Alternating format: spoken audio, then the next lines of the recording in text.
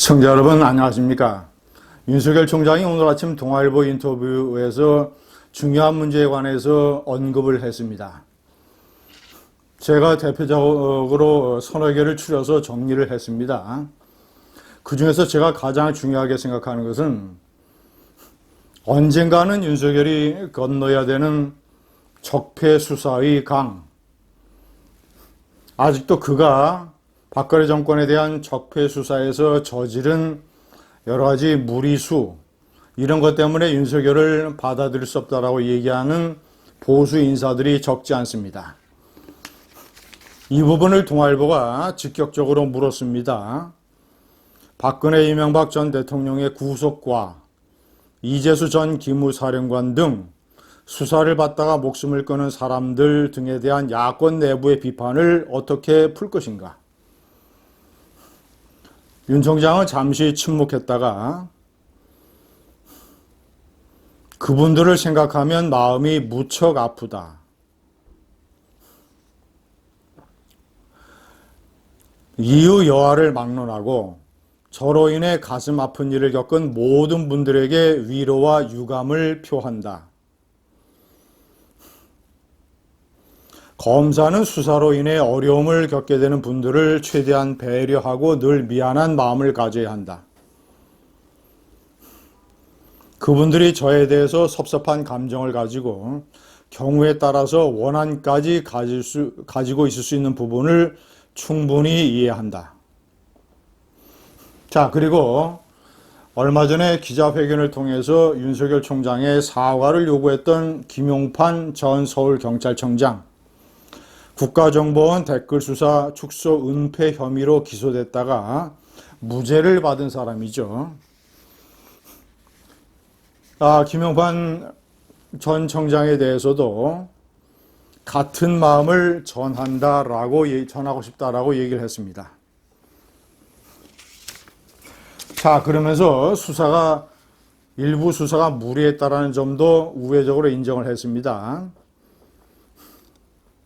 수사를 하다가 제대로 했다고 생각드는 건 나중에 시간이 지나보면 조금 덜 할 걸 하는 생각이 들고, 또 반면에 미진했다고 생각드는 건 나중에 그 정도가 맞았다는 생각이 든다고 선배들에게 들은 적이 있다.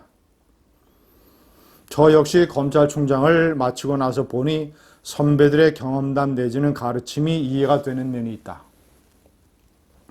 자, 이것은 적폐 수사가 조금 과했다라는 측면을 우회적으로 인정을 한 것입니다. 자, 그리고 원론적으로 얘기한 것이지만 수사를 받는 사람들의 피해자들의 마음을 이해해야 된다. 위로와 유감을 전한다. 나로 인해 가슴 아픈 일을 겪은 모든 사람들에게. 자, 그러나 사실 이 정도의 원론적인 언급은 공식적인 것이고 또 윤 총장이 처음으로 한 것이지만 아직도 윤 총장이 이 강을 건너기에는 거리가 많이 남아 있습니다. 특히 양승태 대법원장과 박근혜 대통령의 청와대가 협의를 했던 이 일제징용 배상 판결 문제를 연기하는 것, 이런 것들은 국가적으로 옳은 통치적 행위였다고 저는 여러 차례 주장을 했습니다. 그런데 이런 것을 마치 사법농단이라고 하는 울타리 속에 넣어서 무리하게 수사를 했던 점. 자, 그리고 이재수 기무사령관에게 수갑을 채워서 모명갑을 안기고 세월호 관련해서 기무사의 명예를 떨어뜨리고 군인들의 명예를 실추시키고, 특히 그래서 이재수 기무사령관이 극단적인 선택을 하도록 했던 이 끔찍한 일에 대한 사과는 윤석열 전 총장이 보다 더 적극적으로, 보다 더 진심을 담아서 앞으로 유족을 직접 만나서 위로하는 그런 행사도 가져야 될 것입니다. 두 번째, 자, 문정권 정치 보복은 없다라고 얘기를 했습니다. 그러나 동시에 이미 문 정권이 뭐 월성원전 수사라든가 이 수사에 개입하는 것, 그리고 검찰 인사에 개입한 것, 이런 것들로 통해서 이미 문 정권이 권력 남용의 선을 넘었다. 자, 보십시오. 청와대가 수사에 개입한 것을 목격한 경험이 있나? 라고 물었습니다. 인사에 과도하게 개입한다는 것은 그런 걸 하고 있다는 것에 대한 증거가 아니겠나? 적절한 선을 이미 넘지 않았나 싶다. 그게 정권에 도움되는 게 결코 아닐 것이다.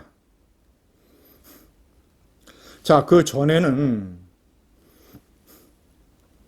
월성 의혹 수사라든가 청와대 울산시장 선거 개입 사건, 이런 것들에 대해서 차기 정부가 문재인 정부를 수사할 수 있을 것인가? 이런 질문이었습니다. 법은 누구에게나 예외 없이 적용되어야 한다. 그게 원칙이다. 다만 이것이 온당한 법 집행인지 정치 보복인지는 국민들께서 다 아실 것이다. 정치 보복은 하지 않겠다고 그랬지만 권력 남용, 문재인 정권의 권력 남용이 있었다라는 것은 분명하게 인정을 했습니다. 권력 남용에 대한 수사는 법을 예외 없이 원칙적으로 적용을 해야 된다는 측면에서 이루어질 수 있다는 가능성을 암시한 것입니다. 마지막으로 제가 중요하게 생각하는 세 번째, 최재형 원장과의 단일화 가능성을 언급을 했습니다. 최 전 원장은 참 훌륭하신 인품을 지니신 분이다. 윤석열 총장의 서울대 법대 4년 선배죠. 소양을 저도 존경하며 배우고자 한다. 정권 교체를 확실히 할 수 있다면 어떠한 상황에서 어떠한 결단도 내려야 한다. 단순히 권력을 잡아야 한다는 게 아니라 이 문정권으로 인한 고통을 중단시키고 사회가 정상적으로 발전하게 하려면 어떠한 결단도 내리겠다는 얘기다. 정권 교체, 이 약탈 정권 연장의 봉쇄, 이런 대의를 위해서는 윤석열과 최재형과 윤석열은 제가 여러 차례 동영상에서 말씀드린 대로 드림 팀 러닝메이트, 한 사람이 승리하면 한 사람은 러닝메이트가 되는, 물론 단일화까지 포함을 해서, 자, 이런 협력의 가능성, 협력이라고 하는 것이 정권 교체를 바라는 사람들의 절대 명령이라는 점, 윤석열 총장이 인식하고 있음을 보여줬습니다. 감사합니다.